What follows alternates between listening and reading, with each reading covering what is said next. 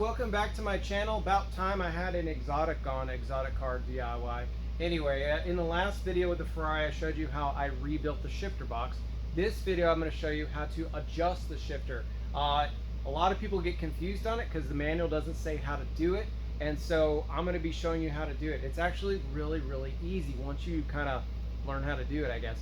And as always, guys, I don't get paid at all for this, so you can thank me with just a like and subscribe. So anyway, we'll get this on the lift and get a little helper in here and we'll get started.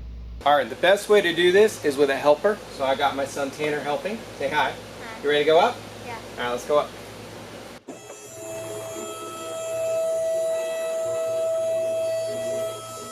All right, so we have our selector shaft here. You don't even have to take the panels off to properly do this. Obviously, it goes into the transmission right here, and up here it goes to the shifter box. So, and this is your counterweight. Now, there are two different ways to adjust this. This is your forward and back adjustment, and this is your left and right adjustment. And so you can, in the previous times, I've actually only adjusted this, the forward and back, and then I put exactly where I need to, and then tighten this down. These are both 3/4 19 millimeters. Those are one of the cool tools that you can use either or. And then these are 5 millimeters. Today I'm going to try to do it more properly. We're actually going to use the 5 millimeter bolts. So the step one into this process is finding neutral. So you saw in the shifter box video that the shifter is supposed to snap back to neutral position. There's springs in there that are spring loaded to make it go to neutral. So if your shifter does not spring back to neutral, you probably need to rebuild it, and you can go check out the previous video. I'll link it in the top. So if I actually move this around separate from that one, it will actually spring back to its neutral position. In the back here is where the input selector shaft goes into the transmission. Now it's spring loaded, but it's mostly like detent, so it won't completely go over. But if you can turn it left and right, see how this isn't turning? That's because everything's loosened. If you can turn it left and right, you should be in neutral. If it won't turn, it's probably in one of the gears, because then it won't be able to turn. So mine's in neutral because I can turn it back and forth. Clearly on mine, you might see this a little bit different because mine is an F1 converted car. So your 6-speed car will have a square piece here. Mine has this round piece. Anyway, that's just how I adapted it to work. But anyway, the square piece with the bolt should be straight up and down for neutral. So once it's in neutral, you're ready to start tightening it.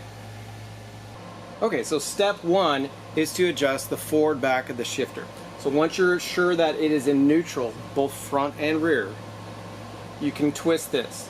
So if you notice, when we twist it this way, which way did it go, Tanner? Forward. And if we twist it this way, they go way back? Way back.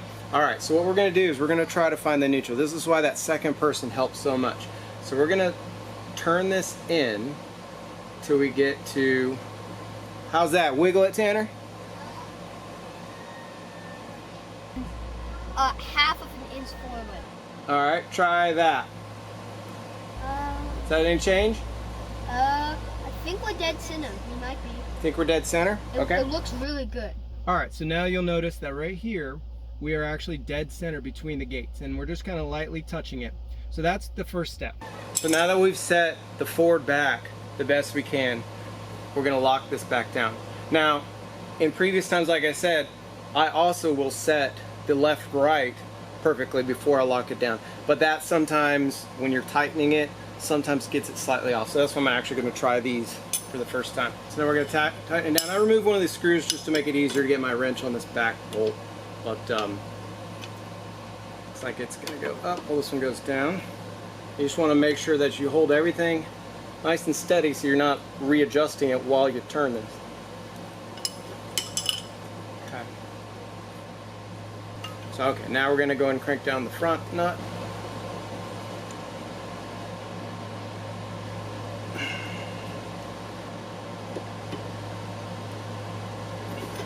Okay, so now we're ready to do step two. So once again, we're going to double check that we are in neutral. You can feel the detent. We'll make sure that we're still in that detent. We haven't gone forward or back. So now we're going to use these 5 millimeters and tighten them. Yep, it's third gear. So my son's gonna put it in third gear.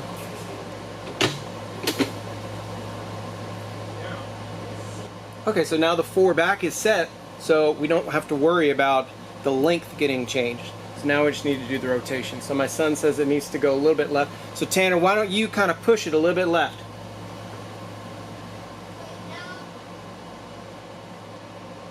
Okay, so I'm gonna kind of snug it up finger tight. All right, Tanner, let go and tell me if it's in the center or it's still touching the right side.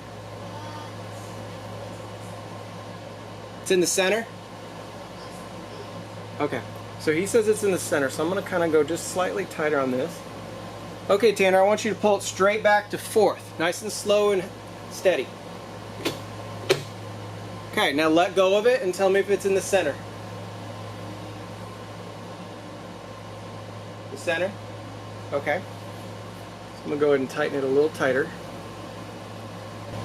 Just do 1st through 6, nice and slow.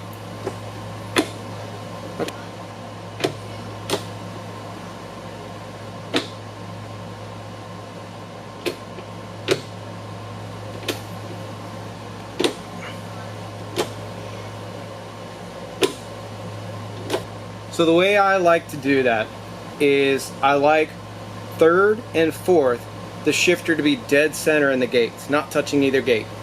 That way when you're in 1st or 5th, the shifter's actually touching the gate evenly, I guess. Because if you have it too far to one side, it might not be touching the gate in 1st and then it'd be really hard in 5th, if that makes sense, or vice versa. So I've found that if you nail 3rd and 4th gear dead center, like a field goal, then everything usually is set up perfectly.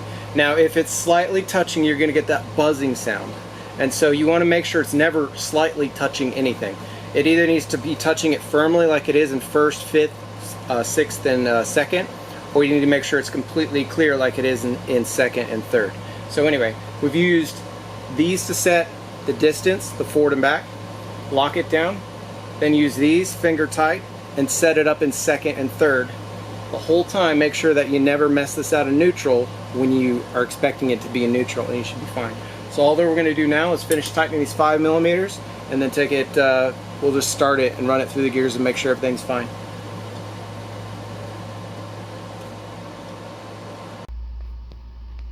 Okay, and the result you want to get is a perfectly set up shifter, and in my opinion that this is the perfect shifter. So in between these, it's exactly in between the gates in its I mean I can force it to hit those, but like its natural position is directly in between those. And then when it's in 2nd, it's not touching either. 3rd should be identical. When you go over to 5th, it should kind of rest against it. 6th, it should rest against it, and it should have the exact same rest in 2nd and 1st, and that way it'll keep you from buzzing. Still, if you're getting a buzz, it could be other things like the bushing. And then again, see the video I posted about how to rebuild your shifter box. But anyway, I hope this, guys, it helps you.